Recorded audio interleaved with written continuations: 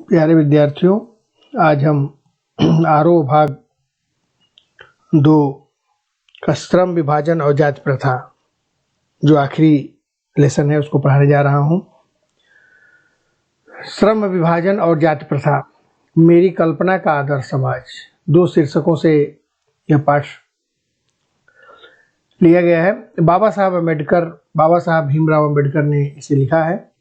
तो संक्षेप में हम पहले बाबा साहब भीमराव अम्बेडकर को देखते हैं। बाबा साहब भीमराव अम्बेडकर का जन्म 14 अप्रैल सन 1891 महू मध्य प्रदेश में हुआ था। भारतीय संविधान के निर्माता बाबा साहब भीमराव अम्बेडकर का जन्म 14 अप्रैल 1891 में मध्य प्रदेश के महू जिले में हुआ था। वे अपने समय के सबसे सुगठित व्यक्तियों में से एक थे। प्रारंभिक शिक्षा महू में प्राप्त की। उसके बाद बड़ौदा नरेश के प्रोत्साहन पर उच्च शिक्षा प्राप्त करने के लिए न्यूयॉर्क और लंदन गए। उन्होंने संस्कृत के धार्मिक, पौराणिक और संपूर्ण वैदिक वाङ्मय को अनुवाद के माध्यम से पढ़ा तथा ऐतिहासिक, सामाजिक क्षेत्र में अनेक मौलिक स्थापनाएं की। सन 1956 में दिल्ली में इनका देहांत हो गया। इनकी प्रमुख रचनाएं caste in India, their mechanism, genesis and development 1917 प्रथम प्रकाशित कृति है। और भी बहुत सी इनकी पुस्तकें हैं। बाबा साहब अम्बेडकर का संपूर्ण वाङ्मय के नाम से 21 खंडों में प्रकाशित हो चुका है। 21 खंड में, जिसका नाम है संपूर्ण वाङ्मय। हम इनके एक कोटेशन को देखते हैं। अगर इंसान के अनुरूप जीने की सुविधा कुछ लोगों तक ही सीमित है, तब जिस सुविधा को आमतौर पर स्वतंत्रता कहा जाता है उसे विशेषाधिकार कहना उचित है। ये बहुत बड़ी बात उन्होंने कही है। तो इस पर भी ध्यान देते हुए हम अब पाठ की ओर बढ़ें। विभाजन और जाति प्रथा कह रहे हैं कि यह विडंबना की बात है। मैंने लाइन बाय लाइन पढ़ाने का प्रयास किया है, आपको समझने में आसान लगेगा। विडंबना माने दुख का विषय, निंदा करने योग्य। यह विडंबना की बात है कि इस युग में भी जातिवाद के पोषकों की कमी नहीं है। पोषक माने जातिवाद के संरक्षक, जो जातिवाद को बढ़ावा देते हैं, उनकी कमी नहीं है। इसके पोषक कई आधारों पर इसका समर्थन करते हैं। जो जाति प्रथा के समर्थक हैं, जाति प्रथा के पोषण करने वाले हैं, वो कई तरह से कह रहे हैं कि वो समर्थन करते हैं। उसका समर्थन का एक आधार यह कहा जाता है कि आधुनिक सभ्य समाज कार्य कुशलता के लिए श्रम विभाजन को आवश्यक मानता है। उनका तर्क यह है कि आधुनिक सभ्य समाज कार्य कुशलता के लिए श्रम का विभाजन करना आवश्यक मानता है उसको। और चूंकि जाति प्रथा भी श्रम विभाजन का ही दूसरा रूप है। पहले जो व्यक्ति जो कार्य करता था, उसी कर्म के आधार पर उसी जाति में बांटा गया था। इसलिए कह रहे इसमें कोई बुराई नहीं है। ये जो जातिवाद के समर्थक है, उनका ये स्टेटमेंट है जो अंबेडकर जी बता रहे हैं। तो आगे कह रहे हैं इसमें कि इस तर्क के संबंध में पहली बात तो यही आपत्तिजनक है कि जाति प्रथा श्रम विभाजन के साथ साथ श्रमिक विभाजन का भी रूप लिए हुए है। श्रम विभाजन तक तो ठीक है, लेकिन श्रमिकों का विभाजन तक पहुंच गया है। ये सबसे बड़ी कमी बता रहे हैं यहाँ। श्रम विभाजन निश्चय ही सभ्य समाज की आवश्यकता है। श्रम विभाजन बिल्कुल सभ्य समाज की आवश्यकता है, क्योंकि एक व्यक्ति हर काम नहीं कर सकता, तो श्रम का विभाजन तो होना ही चाहिए। परंतु किसी भी सभ्य समाज में श्रम विभाजन की व्यवस्था श्रमिकों के विभिन्न वर्गों में अस्वाभाविक विभाजन नहीं करती। कह रहे हैं कि देश किसी भी सभ्य समाज में, विश्व के किसी भी सभ्य समाज में श्रमिकों के विभिन्न वर्गों का अस्वाभाविक विभाजन नहीं करता। जो कार्य नहीं जानता है वह भी उसे करने के लिए जबरदस्ती नहीं थोपा जाता है। अगर कुम्हार का लड़का कुम्हार है, पिताजी कुम्हारी का कार्य करते थे, घड़ा बनाते थे, तो लड़का भी घड़ा ही बनाएगा। ये ऐसी व्यवस्था हमारे समाज में थी, जिसका वो खंडन कर रहे हैं। भारत की जाति प्रथा की एक और विशेषता यह है कि यह श्रमिकों का अस्वाभाविक विभाजन नहीं करती, केवल अस्वाभाविक विभाजन ही नहीं कर देती, जो कार्य नहीं जानता है वो भी पैतृक है तो उसे करना है, केवल इतने तक सीमित नहीं रहती, बल्कि विभाजित विभिन्न वर्गों को एक दूसरे से ऊंचा नीचा भी करार देती है कि ये उच्च वर्ग का, ये निम्न वर्ग का है। कर्म के आधार पर जो बटा है तो केवल उसके जन्म से, उसके पैतृक कार्यों से श्रम का विभाजन तो करती ही है, साथ ही साथ एक दूसरे को ऊंचा नीचा भी करार देती है, जो विश्व के कार्य की किसी भी समाज में इस तरह का नहीं पाया जाता है। जाति प्रथा को यदि श्रम विभाजन मान लिया जाए, जाति प्रथा को यदि श्रम का विभाजन कहने के मान भी लिया जाए तो यह स्वाभाविक विभाजन नहीं है, यह नेचुरल विभाजन, स्वाभाविक विभाजन इसको नहीं कहा जा सकता, क्योंकि यह मनुष्य की रुचि पर आधारित नहीं है।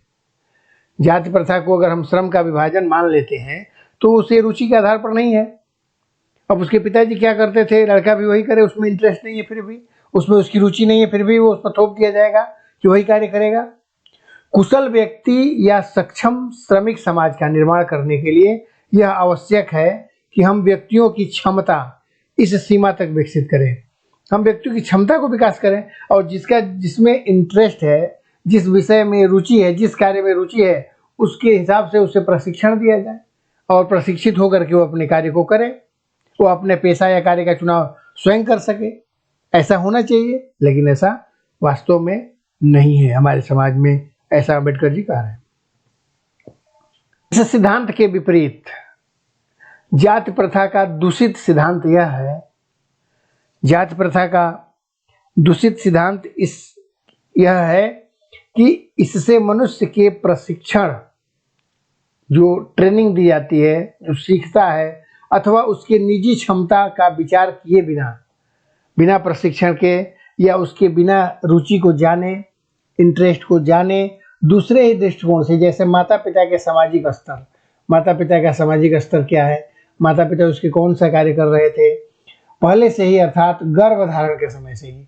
यहाँ पर जाति प्रथा से जो कर्म का विभाजन है, काम का विभाजन है, वो जन्म से पहले ही निर्धारित हो जाता है कि कुम्हार का लड़का कुम्हारी का कार्य ही करेगा, एक हरिजन का लड़का हरिजन का कार्य ही करेगा, तो सब एक पंडित का लड़का पंडित पूजा पाठ का ही कार्य करेगा, ये जन्म से पहले निर्धारित हो जाता था। यह गलत है। मनुष्य का पेशा निर्धारित कर दिया जाता है, जो सरासर गलत है। अम्बेडकर जी बता रहे हैं इस चीज को। पेशे का दोषपूर्ण पूर्व निर्धारण ही नहीं करता। कह रहे जाति प्रथा जो पेशा माने धंधा, जो कार्य करते हैं लोग, पेशा उसको धंधा बोलते हैं, का दोषपूर्ण निर्धारण ही नहीं करता, केवल कमियों से युक्त उसका पूर्व निर्धारण नहीं कर देता है, बल्कि मनुष्य को जीवन भर के लिए एक धंधे में बांध देता है। केवल निर्धारित कर नहीं करता, बल्कि एक ही धंधे में उसे बांध देता है कि उसको वही कार्य करना है, भले ही पेशा अनुपयुक्त, उसके अनुसार से उपयुक्त नहीं हो, अपर्याप्त। नए नए टेक्नोलॉजी के समय में हर धंधे बदलते जाते हैं, काम बदलता जाता है, तो फिर हम कैसे उस धंधे को लेकर के अपना सकते हैं? उसको में जीविकोपार्जन भी नहीं हो सकता, भरपेट भोजन की व्यवस्था भी नहीं हो सकती। ऐसे बहुत से धंधे हैं जो पहले उसके माता पिता करते आ रहे हैं और आज वो धंधा बंद हो गया है, उस कंपनी में उससे सस्ता और कम पैसे में उपलब्ध हो जा रहा है, तो फिर क्यों कोई खरीदेगा? भूखों मर जाए तो उसकी स्थिति क्या होती है कि भूखों मरने लगता है। आधुनिक युग की यह स्थिति प्रायः आती है क्योंकि उद्योग धंधों की प्रक्रिया व तकनीक में निरंतर विकास, उद्योग धंधों की प्रक्रिया जो है वो निरंतर विकास होता जा रहा है। कभी कभी अकस्मात परिवर्तन हो जाता है, अचानक परिवर्तन हो जाता है, जिसके कारण जो जन्म से पहले निर्धारित धंधा है उसको वो करने के लिए विवश होता है और वो चल नहीं पाता है, जिससे भूखमरी के शिकार होने लगता है, जिसके कारण मनुष्य को अपना पेशा बदलने की आवश्यकता पड़ सकती है। धंधा बदलना पड़ेगा, जब वो उसमें कार्य नहीं हो पाएगा, उसके पेशे का भरपूर या उचित पैसा नहीं मिल पाएगा, तो धंधा बदलना चाहेगा अपना, जो जाति के हिसाब से नहीं बदल सकते। और यदि प्रतिकूल परिस्थितियों में भी मनुष्य को अपना पेशा बदलने की स्वतंत्रता न हो, विषम परिस्थिति में भी अगर मनुष्य अपने पेशे को, अपने धंधे को बदलने की स्वतंत्रता न हो, तो इसके लिए भूखों मरने के अलावा और क्या चारा रह जाता है? फिर तो उसको भूखों ही मरना है। जैसे पत्तल ही खाना के लिए पत्ते को इकट्ठा करके एक जाति थी जो बनाती थी, वो बना करके बेचती थी। आज कंपनियों में पत्ते बनने लगा है, प्लास्टिक, थर्मोकोल, तमाम तरह के प्लेट बनने लगे हैं, तो कोई उसको क्यों खरीदेगा? नहीं खरीदता, जिससे उसका धंधा बंद हो जाएगा। धंधा बंद हो जाएगा तो फिर उसको भूखों मरना पड़ेगा, मरने की स्थिति पैदा हो जाएगी। हिंदू धर्म की जाति प्रथा किसी भी व्यक्ति को ऐसा पेशा चुनने की अनुमति नहीं देती जो उसके पैतृक पेशा न हो। उसके पिताजी जो कार्य करते आ रहे हैं वही कार्य पुत्र को भी करना होगा। उसे बदलने की अनुमति हिंदू धर्म में ऐसा नहीं था। पहले की बात है, आज तो बहुत कुछ परिवर्तित हो गया है। ये पहले की बात है, अम्बेडकर ने लिखा है, उस समय की। भले ही वह उसमें पारंगत हो, कुशल ही क्यों न हो, अकुशल ही क्यों न हो, दोनों परिस्थितियों में उसे वही कार्य करने होंगे। इस प्रकार पेशा परिवर्तन की अनुमति न देकर जाति प्रथा भारत में बेरोजगारी का एक सबसे बड़ा और प्रमुख कारण बन गई है। जो नहीं जानता है वह भी करना है, जो करना चाहता है उसे करने नहीं दिया जाता है, जिस कारण बेरोजगारी बढ़ती जाती है भारत की। तो ये बेरोजगारी बढ़ने का एक प्रमुख कारण यह भी है कि उसके रुचि के हिसाब से पेशा न चुनने देना, बल्कि पैतृक संपत्ति की भांति पिता के किए गए व्यवसाय को ही उसे अपनाने के लिए विवश कर देना बेरोजगारी का सबसे बड़ा कारण है। हम देखते हैं, इस प्रकार हम देखते हैं कि श्रम विभाजन की दृष्टि से भी जाति प्रथा, श्रम विभाजन की अगर दृष्टिकोण से भी देखा जाए तो जाति प्रथा गंभीर दोषों से युक्त है। अनेकों कमियां उसमें, बड़ी गंभीर कमी है उसके अंदर। जाति प्रथा का श्रम विभाजन मनुष्य की स्वेच्छा पर निर्भर नहीं रहता। जाति प्रथा का जो श्रम विभाजन है, जाति के आधार पर जो श्रमिकों का विभाजन करता है, वो मनुष्य की स्वेच्छा पर नहीं है, बल्कि उसके जन्म से निर्धारित कर दिया जाता है। मनुष्य की व्यक्तिगत क्षमता, व्यक्तिगत भावना तथा व्यक्तिगत रुचि। मनुष्य की व्यक्तिगत भावना क्या है? उसकी व्यक्तिगत इंटरेस्ट, रुचि किसमें है, तथा इसमें कोई स्थान अथवा महत्व नहीं रहता। उसमें कोई स्थान या महत्व नहीं है कि उसका इंटरेस्ट क्या है, क्या करना वो चाहता है, या उसकी भावना क्या है, इसका कोई ख्याल नहीं रखा जाता है, बल्कि पूर्व लेख ही इसका आधार है। पहले जो लिखा है वही कार्य इसका आधार है कि उसके पिता कौन सा धंधा करते हैं, वही धंधा उसे जन्म से पहले ही निर्धारित हो जाता है और उस पर थोप दिया जाता है। ये कमी है। हमें यह स्वीकार करना पड़ेगा कि आज के उद्योगों में गरीबी और उत्पीड़न इतनी बड़ी समस्या नहीं है जितनी यह कि बहुत से लोग निर्धारित कार्य को अरुचि के साथ केवल विवशतावश करते हैं। अगर किसी व्यक्ति से जबरदस्ती कोई कार्य कराया जाए जिसमें उसका इंटरेस्ट नहीं है, जिसमें उसकी रुचि नहीं है, तो निश्चित रूप से वो मन से कार्य नहीं करेगा, टालू प्रवृत्ति का वो हो जाएगा, किसी भी तरह से बस करता रहेगा। तो जहाँ 100% योगदान देगा, अगर रुचि के हिसाब से उसे कार्य दिया जाए, वो वहाँ पर मात्र 25 से 50% ही वो अपना कार्य योगदान दे पाएगा, जिसकी वजह से देश का विकास भी रुकने लगेगा, देश का विकास की गति भी कम होने लगेगी। ये सबसे बड़ी कमी है। ऐसी स्थिति में स्वभावतः मनुष्य को तो दुर्भावना से ग्रस्त रहकर टालू काम करने और कम काम करने के लिए प्रेरित करता है। जो मैंने बताया, टालू प्रवृत्ति, कल करेंगे नहीं करेंगे। जो इंटरेस्ट नहीं होता है वो आदमी कार्य नहीं करना चाहता है। जबरदस्ती कराएंगे तो उसको टालने का कार्य करेगा, या करेगा भी तो कम करेगा, 50% भी योगदान नहीं दे पाएगा, जिससे देश का विकास भी की गति धीमी हो जाएगी। तो इस कारण से भी जन्म के आधार पर जो जाति प्रथा की व्यवस्था है उसे स्वीकार नहीं करनी चाहिए, अम्बेडकर जी ने कहा है।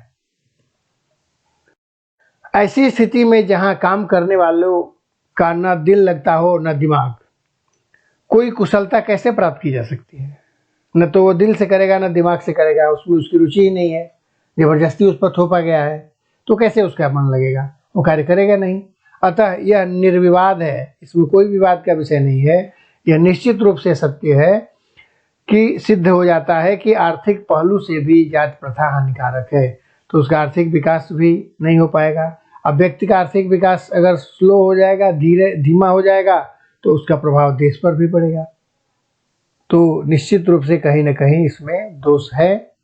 उसकी रुचि के, हर व्यक्ति को अपनी रुचि के हिसाब से, अपनी योग्यता के हिसाब से उसे पेशा चुनने की अनुमति होनी चाहिए, क्योंकि यह मनुष्य की स्वाभाविक प्रेरणा, रुचि व आत्मशक्ति को दबाकर उन्हें अस्वाभाविक नियमों में जकड़कर निष्क्रिय बना देती है। मनुष्य की स्वाभाविक जो प्रेरणा और रुचि होगा उसमें, वो आत्मशक्ति को दबा देती है। अपनी शक्ति को क्या कर देगी? दबा देगी, कम कर देगी, उसे बढ़ने नहीं देगी, और उन्हें अस्वाभाविक नियमों में जकड़कर, जो अस्वाभाविक नियम है, जन्म के आधार पर कार्यों का बंटवारा, जबरदस्ती थोपा गया कार्य, उसमें जकड़ करके उस व्यक्ति को निष्क्रिय बना देगी। उसकी सक्रियता समाप्त हो जाएगी और वो टल व्यक्ति का होने लगेगा। इस तरह से पहला पार्ट इसका संपन्न हुआ। अगर आपको दूसरा पार्ट देखना है तो बहुत जल्द ही दूसरा पार्ट डाला जाएगा, आप यहाँ देख सकते हैं। और किसी भी तरह की समस्या हो तो निश्चित रूप से कमेंट बॉक्स में लिखें, यथाशीघ्र दूर किया जाएगा।